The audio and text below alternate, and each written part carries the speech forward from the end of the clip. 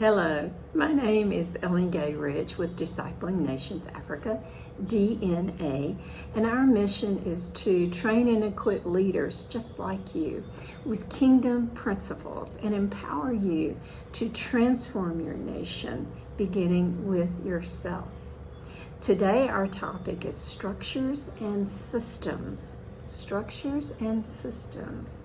You see, in month 3 of phase 1, we are talking about you as a leader and how you fit with the organization.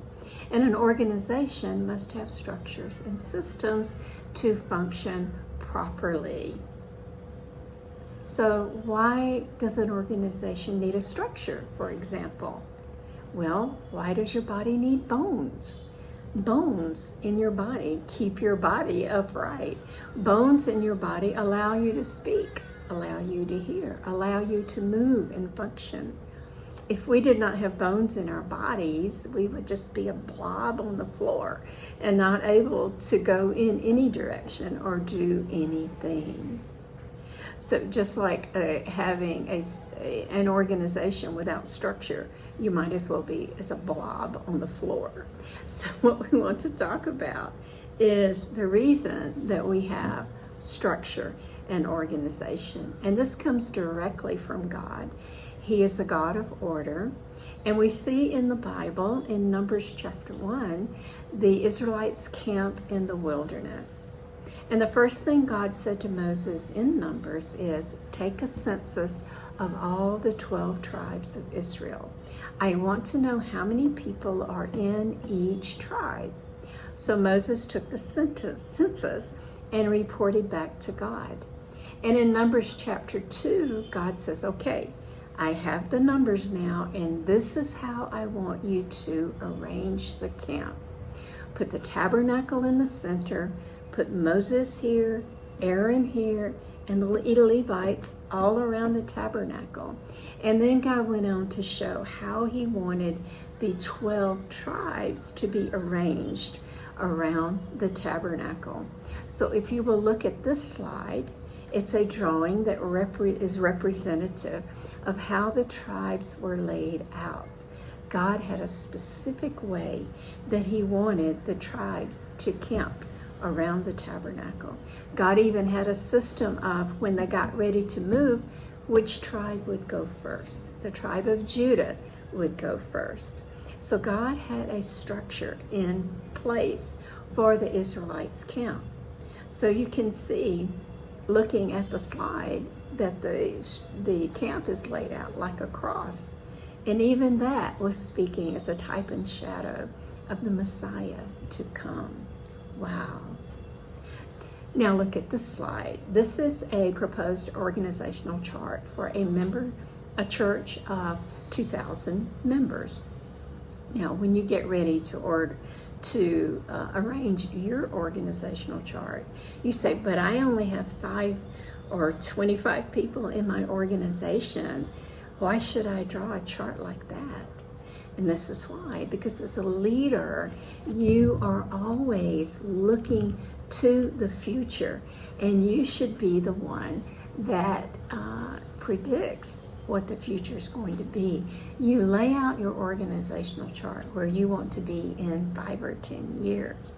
And you look at the boxes on the chart not as people, but as positions. So when you're charting your organization, you want to think of positions, not of people. And you want to think ahead, down the road. Just like God declared in Isaiah 46:10, I declare the end from the beginning. So when you're designing your structure, you look ahead 5 or 10 years and you design it for the end from the beginning. This gives you something to strive toward. And your people in your organization see, oh, we will be growing. We will be growing. This is exciting. So that's why I'm showing you that organogram for a large church. And there's many different types of organizational charts, and we will go deeper into that in phase 2 as we're helping you design your organization. Now, what happens when someone wants to just be the only leader without any organization or without any structure?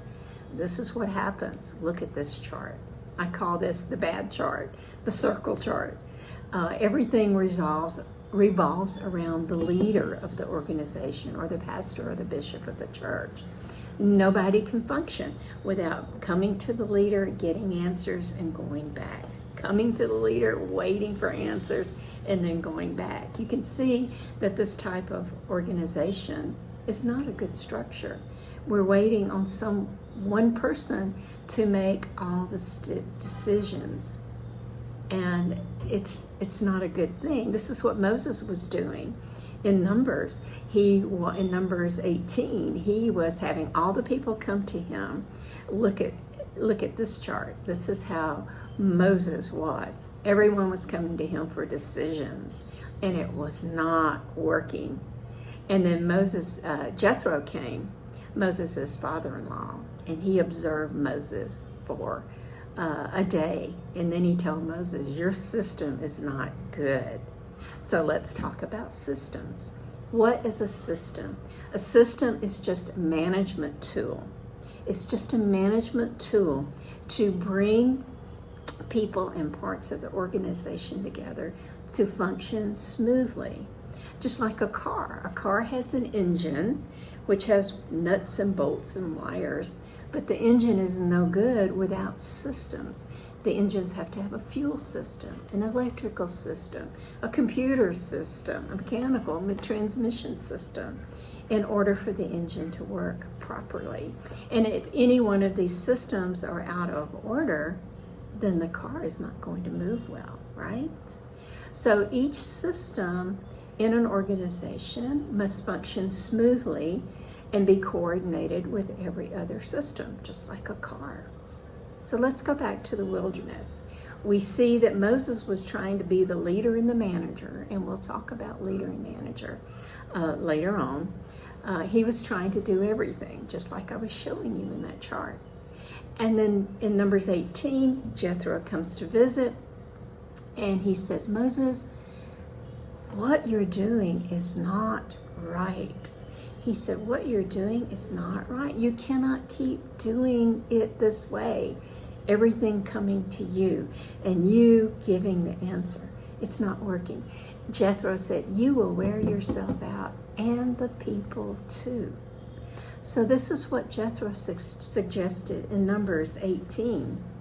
He said in verse 21, he said, appoint as leaders over groups of 1,000, over groups of 100, over groups of 50, and over groups of 10. And he said, these leaders should always be available to solve the people's problems at that level.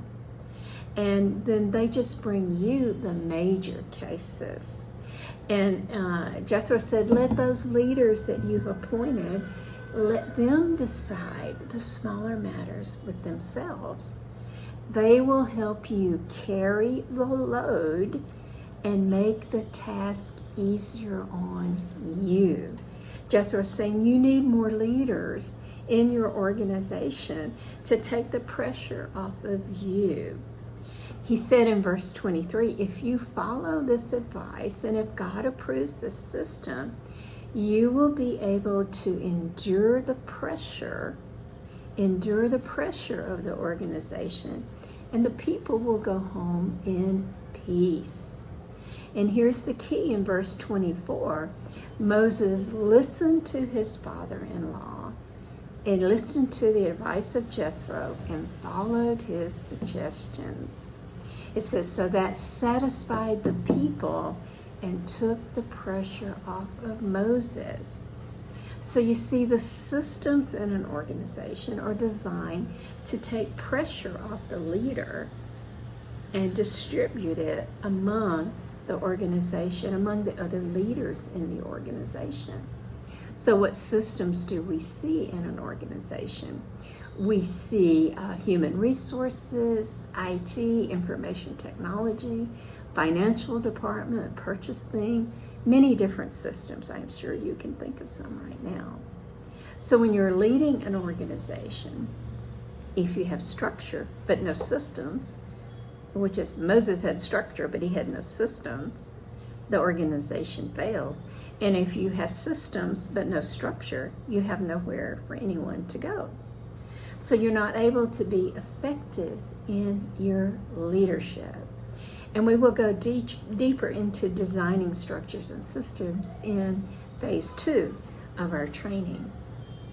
So what we've learned today is this, that structure is important because it helps everyone know where they fit in an organization. Systems are equally as important because it helps everyone to do their job effectively in the organization. So the benefits of having proper structure in an organization, proper structure and systems as an organization is number one, the people have a sense of belonging because they have structure, and they have a sense of achievement because they have systems to operate in. Number two, the manager is enabled to successfully flow in the proper management of an organization. And number three, the leader is empowered to spend time further developing the vision of the organization to help propel the organization forward. So I hope you have enjoyed this topic today. I would like for you to watch the video more than one time. My name is Ellen Gay Rich. Thank you for joining me today, and I look forward to our next time together.